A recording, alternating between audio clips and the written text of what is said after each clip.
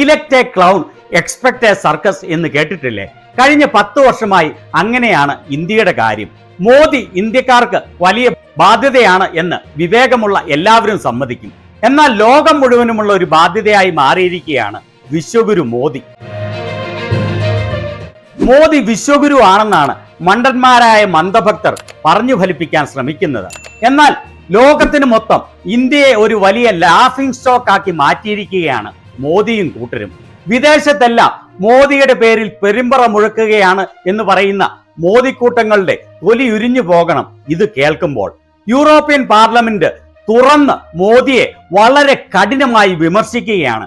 യൂറോപ്പിലെ എല്ലാ രാജ്യങ്ങളിൽ നിന്നുമുള്ള പ്രതിനിധികളാണ് മോദിയുടെ ന്യൂനപക്ഷ പീഡനങ്ങൾക്കെതിരെ ശക്തമായി ഇവിടെ സംസാരിക്കുന്നത്. ലോകത്തിന്റെ മുൻപിൽ ഇന്ത്യയെ മാനം കെടുത്തിയിരിക്കുകയാണ് വിവേകമില്ലാത്ത മോദി. പേരെടുത്ത് പറഞ്ഞ് മോദിയെ വിമർശിക്കുകയും ഇനി മേലിൽ ഇന്ത്യയുമായി എന്തെങ്കിലും കരാറിൽ ഏർപ്പെടുത്തുന്നതിന് മുൻപ് ഇന്ത്യയിലെ ന്യൂനപക്ഷങ്ങളുടെ സുരക്ഷ ഉറപ്പാക്കിയതിനു ശേഷമേ പാടുള്ളൂ എന്നാണ് അവർ ഇവിടെ പറയുന്നത്. യൂറോപ്പിലെ വിവിധ രാജ്യങ്ങളിലെ പ്രതിനിധികൾ മോദിക്കെതിരെ ശക്തമായി സംസാരിക്കുന്നത് കേട്ടുകൊള്ളൂ. This is a dramatic situation. We have to do everything possible to end violence. Since he entered power in 2014, Narendra Modi, the Prime Minister, has been implementing a radical nationalist Hindu policy, which has had terrible consequences. Journalists, religious minorities, and human rights fighters. In India, millions of Muslims and Christians suffer every single day because the government violates their most fundamental rights. The situation is serious. That's why the European Parliament must vote tomorrow on a very clear resolution. It has to be clear in denouncing the nationalist discourse of Mr. Modi. We should all be worried about the worsening human rights situation in India. Freedom of press has narrowed. Journalists and activists have been arrested for false reasons.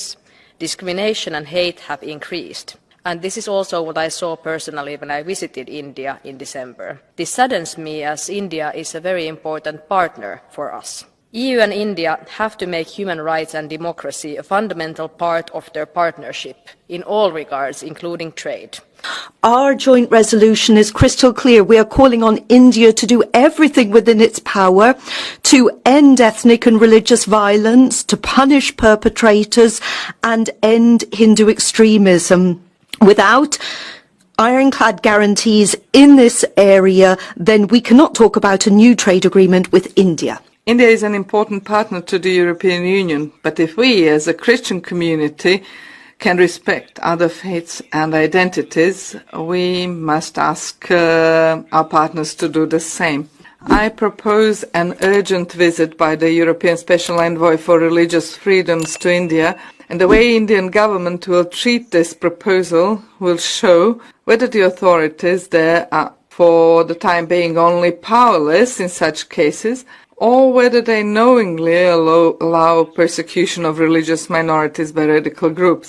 And for political leaders to refrain from making inflammatory statements. They should impartially mediate tensions and reject any nationalistic rhetoric.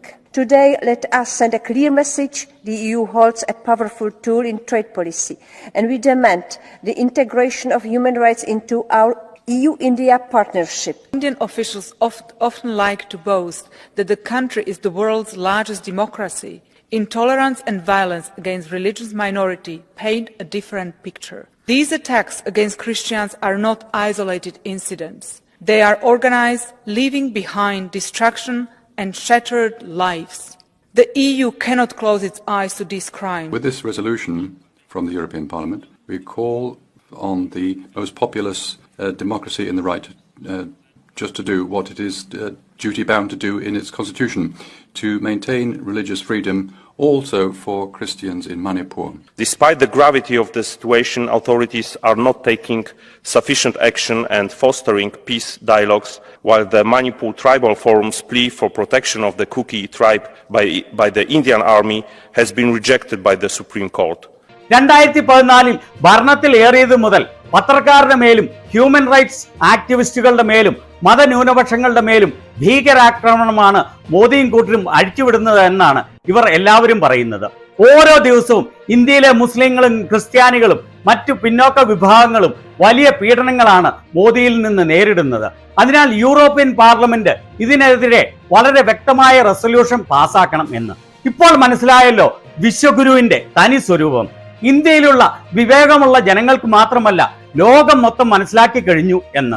എന്നാൽ 20% വരുന്ന ഇന്ത്യയിലെ തലച്ചോറില്ലാത്ത ജനങ്ങൾക്ക് ഇത് ഒരിക്കലും മനസ്സിലാവില്ല.